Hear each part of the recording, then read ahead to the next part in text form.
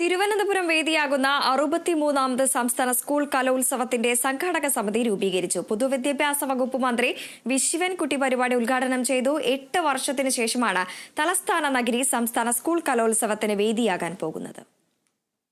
2025 ജനുവരി 4 മുതൽ 8 വരെയാണ് തിരുവനന്തപുരത്ത് വെച്ച് സംസ്ഥാന സ്കൂൾ കലോത്സവം നടക്കുന്നത്. 2016 ശേഷം വീണ്ടും വിദ്യാഭ്യാസ മന്ത്രിയുടെ തന്നെ ജില്ലയിലാണ് കലോത്സവം നടക്കാൻ പോകുന്നത് എന്ന പ്രത്യേകതയും ഇത്തവണയുണ്ട്. ഹൈസ്കൂൾ, ഹയർ സെക്കൻഡറി, VHSE വിഭാഗങ്ങളിൽ മാത്രമായി 14,000-ലധികം വിദ്യാർത്ഥികൾ പങ്കെടുക്കുമെന്നാണ് കണക്ക്. നഗരത്തിനകത്തെ 25 വേദികളിലായാണ് മത്സരങ്ങൾ നടക്കുക. പുത്തരിക്കണ്ടം മൈതാനം പ്രധാന വേദിയാകും. കലോത്സവത്തിനായി സംഘാടക സമിതി രൂപീകരിച്ചു. വിദ്യാഭ്യാസ മന്ത്രി വി ശിവൻകുട്ടി ചടങ്ങ് ഉദ്ഘാടനം ചെയ്തു.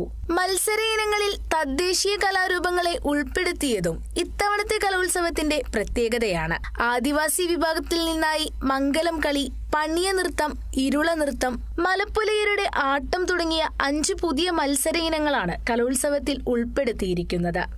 ഭക്ഷ്യമന്ത്രി GR അനിൽ ചെയർമാനായും പൊതുവിദ്യാഭ്യാസ additional director R Shibu general കൺവീനറായും സംഘാടക സമിതി രൂപീകരിച്ചു.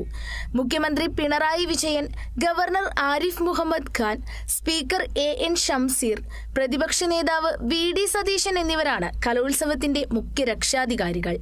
19 അംഗ സബ് കമ്മിറ്റിയെയും തിരഞ്ഞെടുത്തിട്ടുണ്ട്. Kerala vision news, Thiruvananthapuram.